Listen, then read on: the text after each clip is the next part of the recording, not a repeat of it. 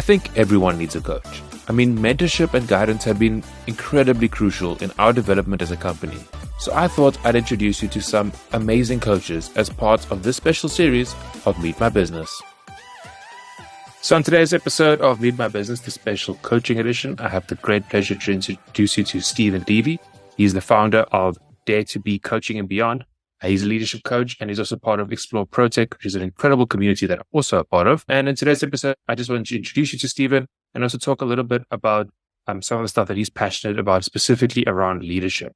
But before we get into that, Stephen, thank you so much for joining. Could you just introduce yourself and kind of what you do, the way you would describe it? Yeah. So first of all, Ethan, thanks for having me on your show. I really appreciate it because it's just a topic I absolutely passionate about, and I think it's very relevant and significant, not just in the world today, but especially in the world today. So my practice is Dare to Be Coaching and Beyond. People often ask me if I'm a business coach, and I often tell them, no, I coach in business. So I don't come and coach your business because I don't know your business, but just from experience. So my experience spans over a period of 38 years. 10 of them in the 80s in the construction industry, 26 of them in the textile industry, and then also learned a lot from the sports fields about leadership, teamwork, and how as individuals we can push ourselves beyond the limits that we think we're able to achieve. The reason I chose leadership as the conduit to coach in business is because I'm of the firm belief that every single one of us has something unique to offer the world. But we haven't been really taught to unpack that. And my own journey taught me that because I only really got to the depth of discovering who I was at the age of 54. And I wish I had done that earlier, but anyway, it didn't happen. But it's extremely liberating when it did happen. So I work with people in business, especially leaders, to do exactly that. How are leaders, first of all, themselves? Do they understand themselves and leading from who they are? And how are they supporting their people that they are leading to perform at their best on a daily basis? I'm always curious to see how people got into coaching initially, because from what everyone I've spoken to, it's always they always started in one completely different field and then found themselves into coaching after, life experiences or experiences in business. And sometimes when people look from the outside in, it looks like it's a radical shift. But when you actually speak to the people, you realize it is actually quite a natural progression from, the day-to-day work that they were doing and where they were seeing themselves in their career. So I'd like to figure out from you how you moved from the corporate, you said in the construction space, textile space, and then to your own business. How did that kind of journey happen? Yeah, well, the corporate space was because I didn't lean towards academics at school. It was very much in the sports fields. Sometimes I think if it wasn't for sport, I wouldn't have been at school. But I learned a lot from that. And then went into the construction industry because I actually wanted to go into teaching, and I needed to do another subject on the higher grade when I applied at Teachers Training College. And I thought, no, I've just been through 12 years of school. I'm not going to do this, rightly or wrongly at the time, the decision. And then I went into construction, probably influenced by my late dad, who was an architect. And more importantly, because when I approached Murray and Roberts in Port Elizabeth, they offered that bursary where they pay for you, but you had to work your time out with them, and you did 6 months at Technicon and 6 months on site. And so I got my construction supervising diploma through them, and then spent the best part. So that was in 1980, qualified in 84, and then spent the rest of the time with them, best part of the 80s. I think got into the clothing industry by default. We haven't got enough time to go through that now, but anyway, take it as is, because I'm probably the furthest thing from fashion that you'll ever find. My daughter keeps reminding me about that. She often questions how me and the clothing and fashion industry ever got together. She says, only the guy upstairs knows. But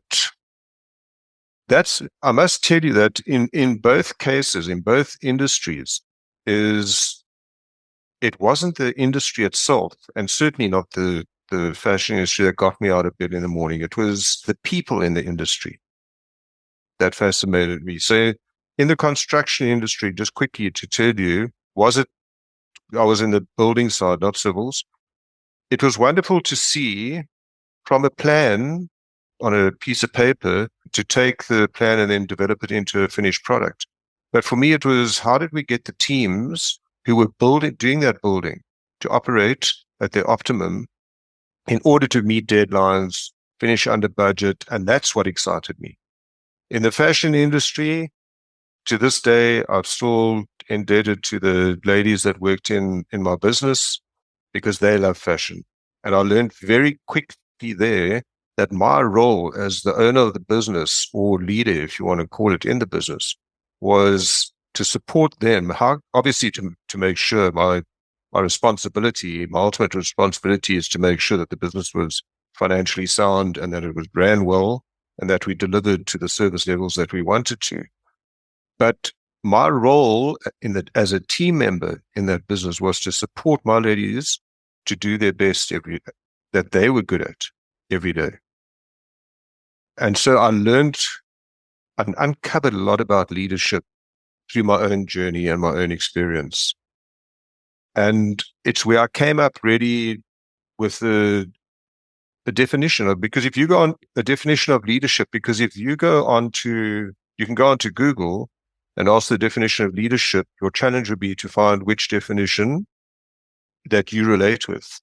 None of them are wrong. They're all right, but people have different definitions of leadership. There is a core element that probably a thread that runs through all the definitions to inspire their people and so on. And there's different leadership styles and so on. But I just learned through my journey that leadership is a responsibility to the people they lead, not for them.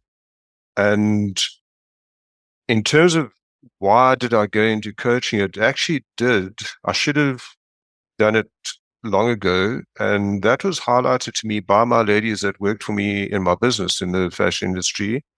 Because when I started to do coaching and study coaching, in our first year, we had to log a certain amount of hours, obviously, and we weren't allowed to charge for them. So I thought, what better place to start than with, or to try this with my ladies with my staff and my team. And the first session that we had, one of the ladies stood up and she said, Stephen, you know what? You haven't started coaching us now. You started coaching us from the day we walked into this business. You've been coaching us since the day we walked into this business. So I think it was something that was really, it was in me. I just didn't recognize it before. It was something I did naturally. So then, let's talk a little bit more about the coaching qualification that you did. Something that fascinates me with many of the coaches that I've spoken to is that there seems to be a huge amount of very various coaching qualifications, methodologies, modalities out there. Some kind of wildly different than others, some that maybe are a little bit less reputable, some that are like highly, highly regarded. I don't want to throw anyone under the bus, but as you know, coaches come in all different kinds of levels. And tell me a little bit about your specific qualification that you did and kind of in retrospect, what you think of it now. Yeah, so the qualification that I did, I studied through an academy that was actually recognized. It was part of Commensa, which is the coaching and mentors of South Africa, and also a CETA accredited. So they were a certified training academy, and it was a 2-year course that I had to do. So the first year was a certificate year, the second year was a diploma year. And if I look back on it, it certainly laid the foundation for getting an understanding of coaching itself, the ethics of coaching, coaching modalities that one can use. It gave you a kind of an arsenal of tools to use in coaching. And yeah, I think just very much about understanding of the difference between coaching and consulting and therapy and psychologists, and so of which there's a place for all. And I think for me, it was important just to understand how am I entering the coaching space? And do I have a clear understanding of what that coaching space looks like?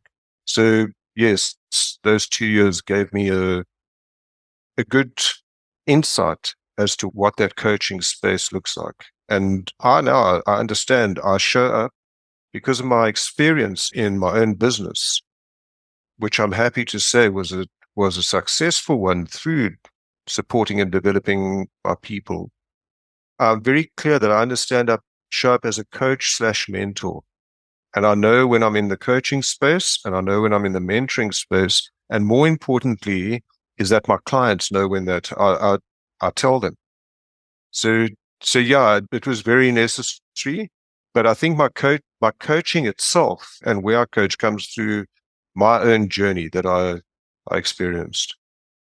Now that we've kind of understand a little bit more about where you've come from and, kind of your thinking around coaching in general, I think this is a good point where we can to break off into kind of the main discussion of the episode, which is specifically around leadership and more specifically leadership versus management. Because I think this is something that a lot of people confuse. And as you said rightfully earlier, if you Google the definition of a leader, you get all kinds of different answers. Yeah. So I think, my question to you is, what is the difference between a leader and a manager? Well, I think that the difference, simply put, is a leader asks and a manager tells. That's my simple thing. We can expand on that. So a manager will actually make sure that everybody is operating according to the systems, according to policies and procedures that have been put out, and that they're doing things productively and the right way according to whatever policies are in the company. Whereas a leader will actually support people and kind of guide them towards a defined vision or purpose, which I'd like to touch on, because often your vision and purpose and values of the business are referred to as kind of fluffy, the fluffy stuff. But that's what the leader is there for. He or she is really there to guide the people that they are leading in the business towards a common or shared goal, to ensure that business, which is the vehicle they have all chosen in order to achieve something in their personal lives. I'm sure they have something. We all have something, a lifestyle that we want to live. And we go into a company or our own businesses, which will be the vehicle that's going to provide that lifestyle. So, I think it's important for leaders to understand and ensure that people understand that it's all of our responsibility to make sure that this vehicle runs at its optimum, because if it does, we will benefit from it. I need to voice this, and probably could get shot down about it, but I really believe it. I wish they would scrap the word manager from the business dictionary. I think today we've got an abundance of managers. We have a scarcity of leaders. But I don't think business needs managers. They need leaders. We need to manage ourselves in our personal and professional lives. And hence my definition of leadership is a responsibility to people that lead, not for them, which might explain also your question that you asked is, as a leader, I'm responsible for the reasons I gave. I'm responsible to you to make sure that that systems are in place, as well as moral support to ensure that you are able to perform at your best. But you need to be responsible for yourself. As soon as I start becoming responsible for you, there's one of two things that questions we need to ask ourselves. The first one is, if I'm just being responsible for you, am I micromanaging you? And then I need to seriously look at why I'm micromanaging you, because I hired you and I trust that you're going to take on the responsibility for the job that you signed up for. And I say this with utmost respect because I did it. Unconsciously, we do micromanage people, especially business owners or people that have started their own business, because we concerned, will they do it as well as I do? Because now it gets to a stage where I've got to let go. So as I say with utmost respect, we might be doing it unconsciously.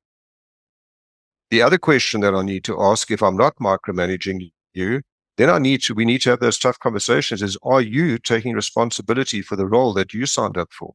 And if you're not, we need to talk about it, see if you can improve it, because it might also be something that you're doing unconsciously. But if you don't want to, then it's up to me to make sure that, if you don't fit in here and you're not going to do what you take responsibility for what you signed up for, then I need to get you off the bus quickly. As you mentioned earlier as well, a leader's job is to ensure that there's like a common vision with everybody that's working with them as well, right? Yeah. And I think that's where the people who kind of view themselves as just quote unquote managers, perhaps that's something that an area that they seriously are lacking, is that, explaining the vision, having everybody know where we were going to, what's the common goal here. Yeah, 100%, Ethan, because, if we don't know where we're going, how are we going to get there? And if I'm the only one that knows where I'm going, how am I going to get people mentally prepared to put their best foot forward to get there? And they might actually also have some input if they understand where we're going. So your vision and values, when people say they're fluffy, they're 100% right. They are. If you're only going to just put them on the wall as a checkbox exercise. If you're going to live them, then it's a different story. They become extremely powerful. And we're all working towards a shared goal, and we're heading in the same direction to the same destination. And it's important because, as I said earlier, we all come in. We have you and me and whoever's in our business. We have different aspirations in our terms of our personal lives. So you come in with a huge diversity of different purposes, different goals personally. So what is it that's going to unite us and bring us together to ensure that this vehicle runs at its optimum? It's this vision. It's why the business exists. And it's leadership's responsibility to share that with the people that they're leading. If we decided to climb Mount Everest, we don't just go and climb it. Generally, the expeditions have leaders or people who have climbed it, and they communicate with people, understand what the summit looks like, what the journey looks like. And then they lead the expedition, but everybody understands the challenges of the journey. They understand what the journey looks like. They know where they're going. Okay. And they kind of know how they're going to get there. And then they've got to test it. And then they all got to trust, they've got to trust the leader, number one, and they've got to trust each other. And it's kind of the same thing, we're going to say we're heading up this mountain, but we're not going to tell you where we're going.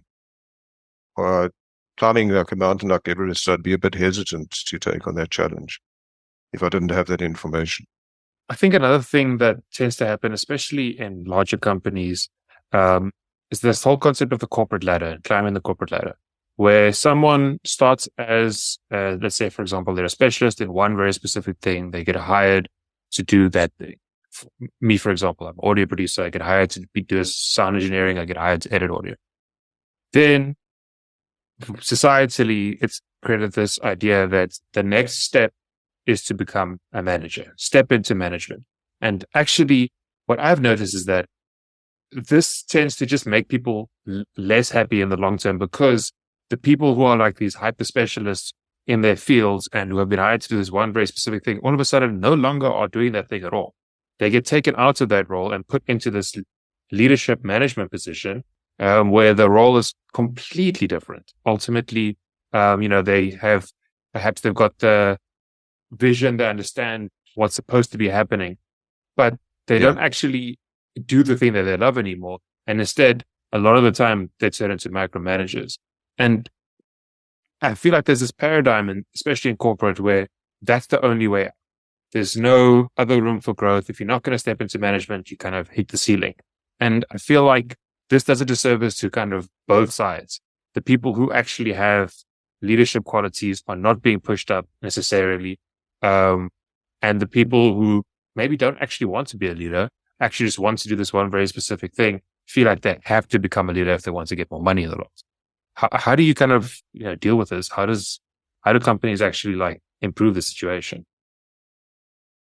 Yeah, wow, that is so profound that what you have just brought to the fore is so insightful, and also kudos to you for recognizing that, because I think it is a big problem. I think we all have the ability to lead. I don't think we all have the desire to lead others, and it's okay. The one question, funny, I think that really gets asked is when people are promoted, and generally, I'm saying it's your top performers, because then it's a form of promotion, as you correctly stated. There's a question that they don't get asked is we get, when we promote you, of course, there's a wonderful, because you get a pay grade increase with it and so on and so forth, is do you want to lead? So you're 100% right. It's taken me several years or more to become specialist at what I'm doing. And then I get promoted into a leadership position and I'm expected to lead from Monday. No training. Leadership is a skill that can be taught. So I get no training, nothing, and now I've got to lead these people. And if I don't understand the role and responsibility and the skills of leadership, then where am I going to default to? I'm going to default to what I know best. So I'm going to micromanage the people because I'm now going to, that's the only thing I can offer them is my knowledge and my experience in doing what I was doing and showing them how to do that better. That's it. But then how do companies actually develop leaders? You say it's a skill that can be trained. So is it as simple as just getting coaches on board or trainers on board? How do we fix this? I don't know if it needs fixing. It probably just needs tweaking. And there are probably certain things that need to happen. Have a discussion with people and say, do you want to lead? And also, if they say yes, also if they do understand what is the role of leadership in our company and what, not only the roles and responsibilities, but what are the expectations from us when you step into the leadership role, and have in-depth discussion about that. Yeah.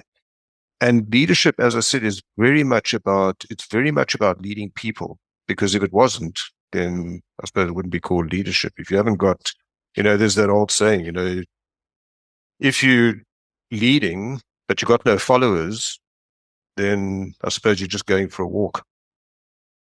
So it's important that these discussions are had within organizations. So, of course, your competency in the industry that you're in and your competency levels, of course, they count. And you need to marry the two. You can't just have competency. You need to have, there's competency, there's character traits that, your own character traits. And how do you put the two together? That's when you already hit the sweet spot. So one common thread that I think runs through leadership, whatever style of leadership, is self-awareness, and understand who you are and where do you naturally lead from, because we all have unique talents that we are naturally good at in just in how we think and behave and so on. So we don't want to discount that. It's actually a gift that we've been given from birth and at a very young age. So we actually want to leverage what we're naturally good at, and then we can show up. They say you must be an authentic leader. And you can only then lead from the inside, lead from who you are. But you first need to understand who you are. And we don't all understand it because we're not taught that. And we don't understand it on a deep enough level because we do some things naturally, so we're just doing them unconsciously. I don't think it's a just one set a blueprint that you can have. Companies have different expectations of their leaders, aligned to their values in their company, which govern their behavior. And it's really the core of the culture of the company, how we behave within the company. That's where the power of values come in. So what are our expectations of leadership aligned to the vision and value of the company? And then do you as a leader show up in terms of supporting the people you're leading to get to where we want to go. And these discussions need to be had, and we can identify areas where we can teach people people can learn how to communicate with others in a way that actually supports the whole. There's certain skills that we need to understand. As I said, there's communication, there's delegation and trust. Okay? How do we hold people accountable for what they're doing? And how do we instill a culture of commitment to what they're doing? So those are things that can be learned in leadership itself. And then how do you deal with change? And because especially in today's world, we have to be adaptable.